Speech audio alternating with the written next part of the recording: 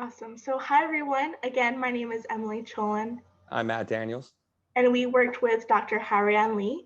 Again, our topic was how hotels can effectively communicate with their green consumers, both during and post the COVID-19 pandemic. All right, to start off with an introduction, green practices have become such an important part of a business's day-to-day activities.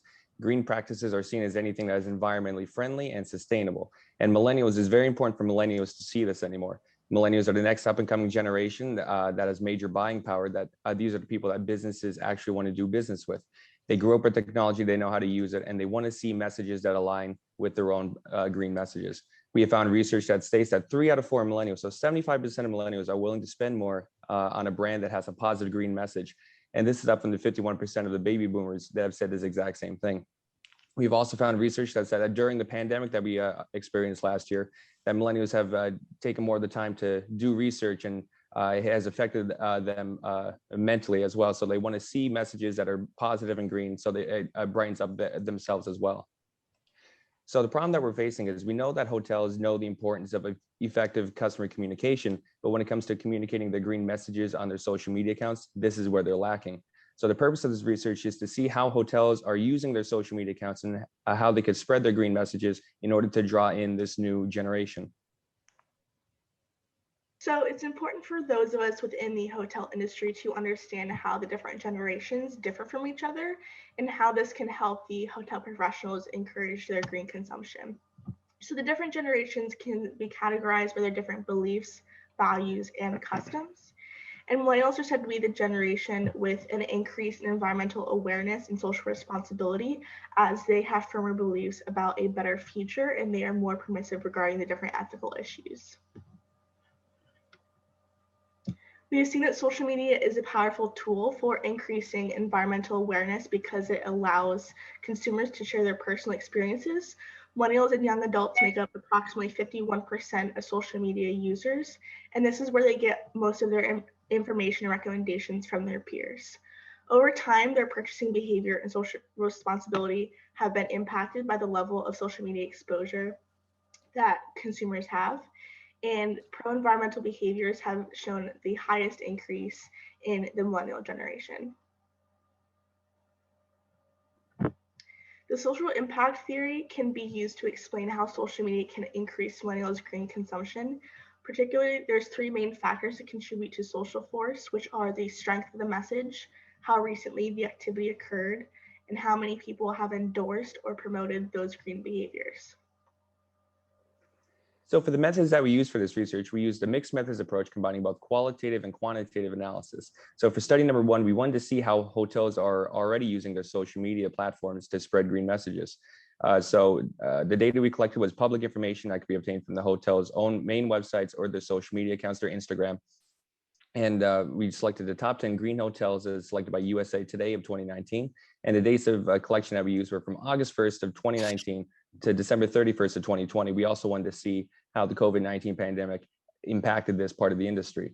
So we used descriptive statistic analysis to analyze the basic information that we obtained. And then we had to develop our own coding scheme using the help of TripAdvisor, Green Leaders Example Survey Guide in order to analyze the green posts that we have come across.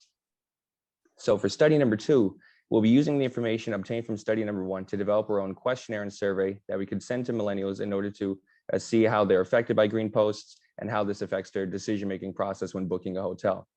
So we'll be using Amazon Mechanical Turk to collect the data, and participants, of course, will be young adults, millennials, born in between the years of 1981 to 1999, who've also booked a hotel within the past couple months prior to the COVID-19 pandemic starting. And we'll be using a sample of approximately 300 participants.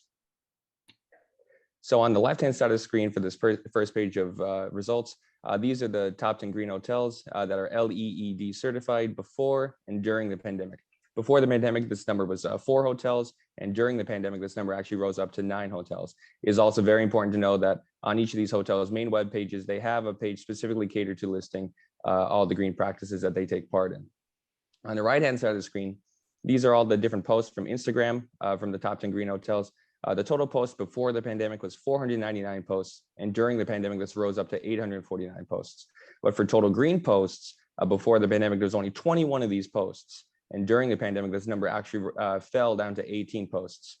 It's also very important to know here that there's still 2 of these hotels that have yet to post any sort of green practices on their Instagram, which is shocking because they were listed as one of the top 10 green hotels by USA Today. So then here we are able to see the types of the green posts that these hotels have posted on social media. So as Matt mentioned, we are using TripAdvisor's categories for both minimum and advanced requirements. So minimum requirements can include anything from recycling programs to different reuse programs. And then advanced requirements are purchasing behaviors, energy, waste, water, and other sustainability programs.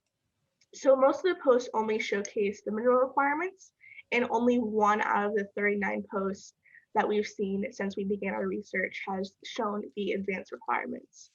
So consumers are only seeing the basic information that these hotels are showcasing about their basic green practices. And again, as Matt mentioned, we did see a decrease in green posts by 2.1%, even though there was an increase in general posts by 58.8%.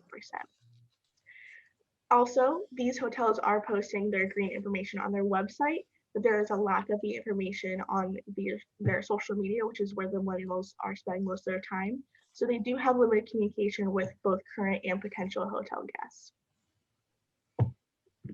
So this research was done in order to give hotels a better understanding of their customers' green awareness. Millennials want to see a positive green message spread by the hotel that they want to book with. This research also allows us to see the way that a millennial thinks when they are looking for a hotel and how their decision-making process is impacted when they see an active green post from a hotel that they would like to do business with. This research will allow a better understanding of how hotel professionals can effectively communicate with the different generations. And our research is limited by the number of green postings that these hotels have had on their social media platforms. Also, this is a generalization because we are using the top 10 green hotels according to USA Today, according to all green hotels in the United States. Other green hotels may post or showcase their green practices more so, and these 10 hotels actively share their green practices, but they have a limited number of posts.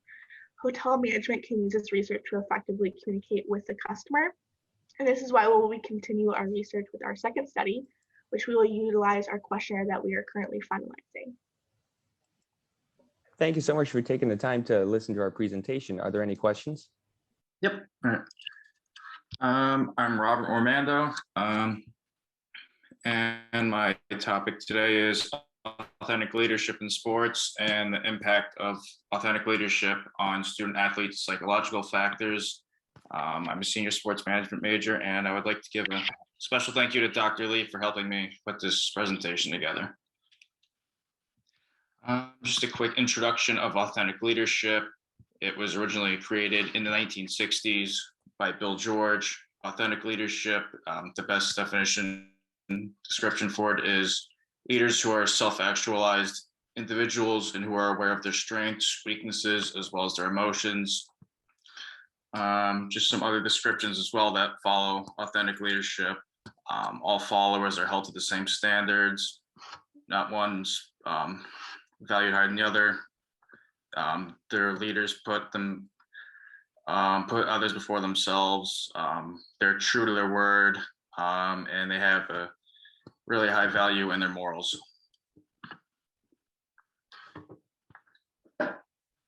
Some psychological factors within the study. Authentic leadership leaves positive effects on players' psychological resources as well as team engagement. From some quantitative data was received from 119 NCAA men's and women's basketball players. The overall results from that study shows a positive team climate mediated the relationships between authentic leadership and players' psychological capital engagement. Some factors we've used to measure that would be grit. Grit would be passion, commitment for long-term goals. Someone who's willing to do whatever it takes to win and succeed. They may not be the most talented, but if you have grit, you're someone who does whatever it takes to reach your goals. Another measurement would be tying into that be work ethic. Work ethic would be important for any athlete in order to set values off discipline and their hard work. The third one would be perceived life satisfaction. This would be a good measure of well-being of someone's mood and overall relationship with others. In order for a team to reach a common goal, satisfaction is critical. Everyone needs to build good relationships within a locker room.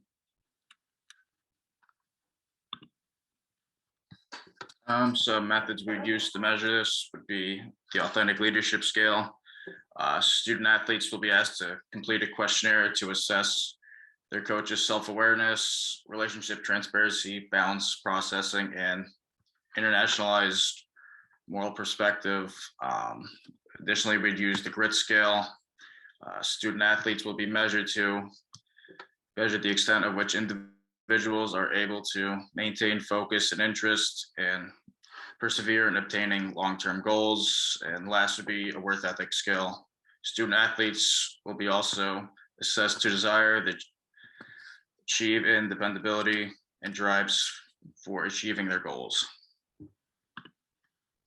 For the expected outcome of this study, as hypothesized, we expected that coaches' authentic leadership would be positively correlated with student athletes' grit scores. Additionally, we expect that coaches' authentic leadership would be positively associated with student athletes' worth ethic.